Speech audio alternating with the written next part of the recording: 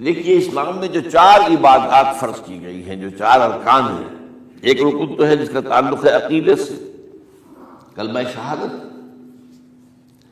اور 4 ارکان وہ ہیں جن کا تعلق عبادات سے، نماز، روزہ، حج اور زکوٰۃ۔ ان میں ایک عجیب قسم کی تقسیم ہے، مثلاً 1 2 جمع 2 کی تقسیم بنتی ہے۔ 2 عبادات ان میں سے وہ ہیں جو ہر مسلمان پر فرض ہے، امیر ہو، غریب ہو، مرد ہو، عورت ہو، ہر ایک پر فرض ہے، نماز اور روزہ، یہ دونوں چیزیں ہر ایک پر فرض ہیں۔ لیکن 2 وہ ہیں کہ جو صرف صاحب استطاعت لوگوں پر فرض ہے، وہ عام نہیں ہے۔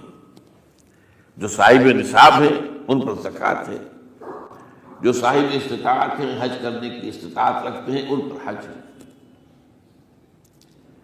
اس میں جب 2 جمع 2 کی ایک تقسیم اور آتی ہے، ایک اور اعتبار سے۔ قرآن میں زیادہ امفسس 2 عبادات پر ہے، نماز اور زکوٰۃ۔ اقیموا الصلاۃ وآتوا الزکاۃ، اقیموا الصلاۃ وآتوا الزکاۃ، اقیموا الصلاۃ وآتوا الزکاۃ، یقیمون الصلاۃ ویؤتون الزکاۃ۔ یہ گویا کہ بندھا ہوا ہے ایک جوڑا، جبکہ یہ صورتحال جو ہے روزے کی بھی نہیں ہے اور حج کی بھی نہیں ہے۔ صلاۃ اور زکوٰۃ کا حکم بے شمار مرتبہ قرآن میں آیا، اور روزے کے سارے احکام ایک مقام پر سورہ بقرہ کے 23 رکوع کی 6 آیات میں سب کا سب بیان ہوئی۔ باقی تو بعض جگہوں پر اس کا صرف اس اعتبار سے تذکرہ ہے کہ اگر کوئی کفارہ ادا کرنا ہے اس کے لیے اتنے روزے رکھ لو، ورنہ یہ ہے کہ روزے کا اپنی جگہ پر مستقل بذات جو ہے وہ ذکر یا حکم موجود نہیں۔ اس اعتبار سے غور کیجئے، حج کا معاملہ بھی یہی ہے۔ وہ ایک تو یہ کہ سورہ آل عمران میں اس کی فرضیت کا ذکر آیا، وہ میں نے آیات آپ کو پڑھ کر سنائی ہیں، 2 آیات، ان پر ابھی گفتگو کریں گے۔ سورہ بقرہ کے 24ویں اور کچھ 25ویں رکوع میں کچھ اس کے مناسک بیان ہوئے، سورہ حج کے 4تھے رکوع میں اس کے مناسک بیان ہوئے، بس باقی پورے قرآن میں تو اس کا ذکر نہیں ہے۔ تو اس اعتبار سے فرق ہو گیا 2 جمع 2 کا۔ لیکن یہ جو جن کی اہمیت اس اعتبار سے کم ہو گئی ہے، اللہ تعالیٰ کی عجیب حکمت نظر آئی کہ ہماری جو 2 عیدیں ہیں وہ ان 2 عبادات کے ساتھ منسلک کر دی گئی۔ روزوں کے اختتام پر عید الفطر، حج کے ساتھ عید الاضحیٰ۔ تو گویا کہ ان 2 عبادات کی اہمیت میں اگر کسی درجے میں کوئی کمی محسوس ہوتی ہے قرآن مجید کے بیان کے حوالے سے، تو اس کی تلافی اس سے ہو جاتی ہے کہ عیدین ہماری 2 ہی عیدیں ہیں، 2 ہی تہوار ہیں، اور وہ ان 2 عبادات کے ساتھ جوڑ دیے گئے۔ اب آخری بات سمجھیے، 3 جمع 1 کی بھی ایک تفریق ہے۔ 3 عبادات وہ ہیں جو موقت ہیں صرف، یعنی معلق بالزمان، ان کا تعلق وقت کے ساتھ ہے، یہ نہیں کہ کسی خاص جگہ سے متعلق ہے۔ نماز ہر جگہ فرض ہے، ہاں البتہ اس کا وقت آئے گا، اگر سورج جو ہے نصف النہار سے ڈھلکے گا تو ظہر کا وقت ہوگا، اگر کسی وجہ سے اللہ تعالیٰ کی حکمت ہو کہ سورج وہیں کا وہیں کھڑا رہ جائے تو ظہر کا وقت آئے گا ہی نہیں، ظہر فرض ہوگی ہی نہیں۔ مغرب اسی وقت فرض ہوگی جبکہ سورج غروب ہو جائے، اگر کسی وجہ سے سورج غروب نہ ہو، اور کیا پتہ یہ ساری باتیں جو ہے قیامت کا جو زلزلہ آنے والا ہے اس میں یہ ساری ہی باتیں ہونے والی ہیں، سورج مغرب سے طلوع ہوگا یہ تو وضاحت کے ساتھ کہا گیا ہے، تو مغرب کا وقت نہیں آئے۔ اسی طریقے سے رمضان کا مہینہ آئے گا تو روزے فرض ہوں گے۔ اس حوالے سے یہ زمانے کا تعلق تو ہے لیکن کسی مکان سے کوئی تعلق نہیں۔ حج وہ ہے جس کے تقریباً تمام مناسک جو ہیں وہ ایک خاص مقام پر ادا ہوتے ہیں۔ آپ سفر کر کے جائیے، مکہ مکرمہ جائیے، اللہ کے گھر کا طواف کیجیے، پھر وہاں سے جو بھی روانگی ہوتی ہے یوم ترویہ 8 ذی الحجہ کو نکلیے اور جا کر منا میں قیام کیجیے ایک رات، پھر 9 کی صبح کو نکلے عرفات جائیے، عرفات میں شام کا قیام رہے گا، لیکن مغرب کی نماز کے وقت کے بعد وہاں سے نکلیں گے، مغرب وہاں پڑھیں گے نہیں، وہ جا کر مزدلفہ میں پڑھی جائے گی عشاء کے ساتھ ملا چاہے کتنی دیر ہو جائے۔ بہرحال یہ ساری چیزیں ایک خاص مقام کے ساتھ ہیں، منسلک ہیں، ہر جگہ پر یہ ادا نہیں ہو سکتا۔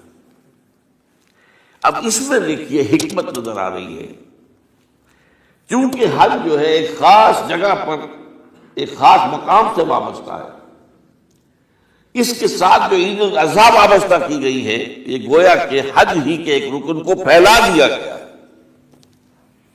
قربانی جو مناسک کے حج میں بڑی اہمیت کی حامل ہے، اسے عام کر دیا گیا۔ تم مدینے مکے تو نہیں پہنچ سکے ہو، لیکن یہاں پر قربانی کے اندر تو شریک ہو جاؤ۔ اور بعض مشابہتیں اور بتائی گئی ہیں کہ ذی الحجہ کا چاند طلوع ہو جائے تو اس کے بعد حجامت نہ کراؤ، ناخن نہ کاٹو، وہ جو کچھ بھی آپ کو معلوم ہے احرام کی کچھ پابندیاں ہوتی ہیں، ایک مشابہت کسی درجے میں، ٹھیک ہے ہم وہاں نہیں ہیں لیکن ان کے ساتھ ایک مشابہت پیدا ہو رہی ہے۔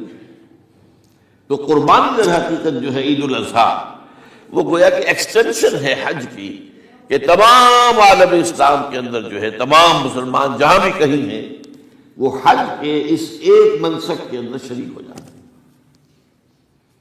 تو یہ میں نے چند باتیں تمہیداً عرض کی ہیں ان عبادات اربع کے بارے میں، ان کی جو ریلیٹیو حیثیت ہے ہمارے دین میں۔ اب آئیے حج کا معاملہ کیا ہے، وہ پورا ایک خاص علاقے سے متعلق ہے اور ایک خاص شخصیت سے متعلق ہے، یہ بھی نوٹ کر لیجیے۔ چنانچہ جو آیات میں نے آپ کو سنائی حج کے بارے میں، ان اول بیت وضع للناس للذی بمکہ مبارکا وہدی للعالمین، یقیناً پہلا گھر جو بنایا گیا لوگوں کے لیے، یعنی اللہ کی عبادت کے لیے، کہ لوگ وہاں جمع ہوں اللہ کی عبادت کے لیے، وہ ہے جو مکہ میں ہے۔ مکہ اور مکہ یہ ایک ہی لفظ ہے، تورات میں مکہ کا لفظ آیا ہے، قرآن مجید میں مکہ، یہ تھوڑا فرق جو ہے یہ تلفظ کا ہو جایا کرتا ہے مختلف زبانوں کے اندر۔ جیسا کہ آپ کو معلوم ہوگا کہ آج کل جو عرب کے لوگ ہیں وہ قاف کو گاف پڑھتے ہیں، گل، گم، قم کی بجائے گم، قل کی بجائے گل، اقول لک اقول لک، وہ گاف۔ تو یہ جو ہے فرق ہو جاتا ہے۔ تو مکہ، وادی مکہ، یہ ہے در حقیقت مکہ مکرمہ۔ تو پہلا گھر جو بنایا گیا ہے، اور اس کے بارے میں جو یہ عام طور پر مشہور ہے کہ اس کے معمار حضرت ابراہیم ہیں، یہ بات صحیح نہیں۔ اس کے معمار اول حضرت آدم علیہ السلام خود ہیں۔ اول بیت ہے نا، پہلا گھر، تو کیا یہ ممکن ہے کہ آدم سے لے کر ابراہیم تک کوئی گھر اللہ کی عبادت کے لیے بنا ہی نہ ہو؟ تو ناممکنات میں سے اولا بیت میں خود دلیل موجود ہے۔ حضرت آدم علیہ السلام نے اس کی تعبیر کی، البتہ اس کے بعد بعض سیلابوں کی وجہ سے یہ عمارت گر گئی اور کچھ جو وہاں پر آبادی بنی تھی وہ بھی ختم ہو گئی۔ تو ایسے آتے ہیں، آپ کو معلوم ہے یمن میں جب ان کا ایک بند ٹوٹا تھا بہت بڑا، سد معارج، تو پھر وہاں جو اتنی خوشحالی تھی اور جو وہاں پر جو باغات تھے اور جو کھیتیاں سب برباد ہو گئی، اور وہاں سے لوگ جو ہے نقل مکانی کرنے پر مجبور ہو گئے۔ یہی یمن کے قبائل تھے جو جا کر شام اور عراق میں آباد ہوئے، یہی یمن کے 2 قبیلے تھے جو مدینے میں آ کر آباد ہوئے، اوس اور خزرج، یہ یمن کے قبیلے تھے۔ تو اس بند کے ٹوٹنے کے بعد اگر خدا نہ خواستہ اگر ہمارا تربیلا ڈیم ٹوٹ جائے کیا ہوگا؟ پچھلے دنوں خبریں آئی ہیں اخبارات میں کہ ہندوستان میں غور ہو رہا ہے اس پر کہ تربیلا ڈیم کو اڑا دو۔ وہ سوچ رہے ہیں پاکستان کو ختم کرنے کی سبیل کیا ہو سکتی ہے، تو بڑی سمپل ہے اور بڑا آسان کام، بمبارڈمنٹ کر دینا جو ہے۔ ٹھیک ہے ان کا جہاز آئیں، کچھ کو ہم گرا بھی لیں گے، لیکن کچھ تو آ کر جو ہے وہاں پر وہ اپنے بم جو ہے وہ ہدف کے اوپر گرا جائیں گے، کیا ہوگا؟ یوں سمجھیے کہ جو سونامی کا آیا تھا سیلاب، وہ سونامی کا سیلاب آئے گا بھارت پاکستان کے اوپر، اور ہر چیز تباہ و برباد ہو جائے گی۔ کم سے کم یوں سمجھیے کہ تقریباً 100 میل کی چوڑائی میں، اور یہ سب جو ہے ریگستان بن جائے گا، ہر چیز ختم ہو جائے گا، خدا نہ خواستہ، خدا نہ خواستہ۔ تو بہرحال سد معارف کے بعد یہ صورتحال واقع ہوئی تھی۔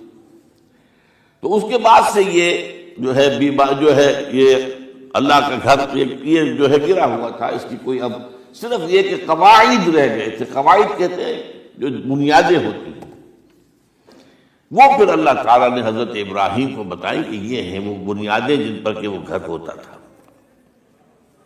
وَإِذْ يَرْفَعُ إِبْرَاهِيمُ الْقَوَاعِدَ مِنَ الْبَيْتِ وَإِسْمَاعِيلُ، ان بنیادوں پر حضرت ابراہیم اور اسماعیل نے مل کر دو معماران حرم نے یہ عمارت جو ہے دوبارہ تعمیر کی ہے۔ تو گویا کہ حضرت ابراہیم علیہ السلام معمار دوم ہیں، معمار اول اس کا جو ہے وہ خود حضرت آدم علیہ السلام۔ فی آیات بینات مقام ابراہیم،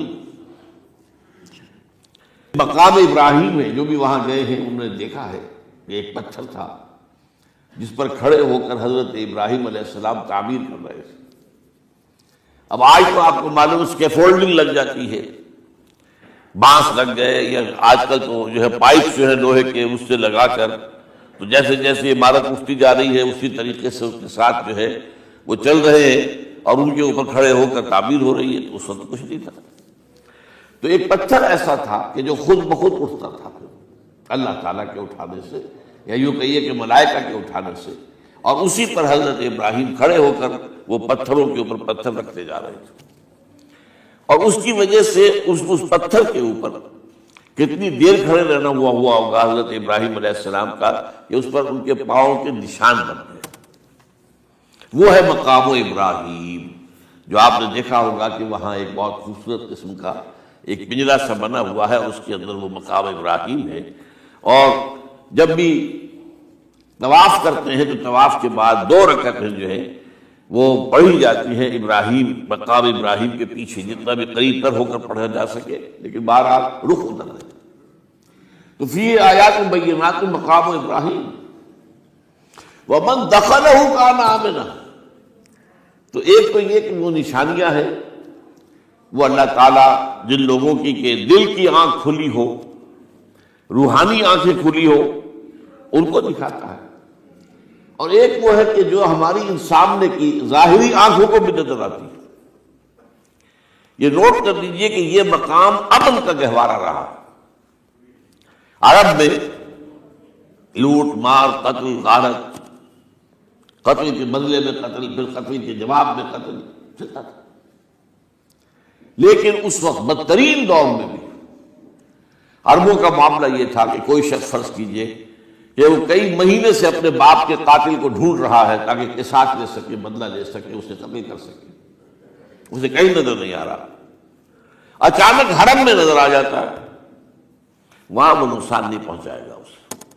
یہ امن کا گھر ہے، اللہ تعالیٰ نے اسے امن کی جگہ بنایا ہے، بلد الامین کہا گیا ہے، امن والا شہر۔ تو یہ جو ہے یہ تو آج تک بھی اس کی جو برکت ہے وہ نظر آتی ہے۔ وَمَن دَخَلَهُ كَانَ آمِنًا وَلِلَّهِ عَلَى النَّاسِ حِجُّ الْبَيْتِ مَنِ اسْتَطَاعَ إِلَيْهِ سَبِيلًا، اور اللہ کا حق ہے اپنے بندوں پر کہ وہ حج کریں اس کے اس گھر کا، جو کوئی بھی استطاعت رکھتا ہو سفر کی۔ اگر زیادہ راہ ہے،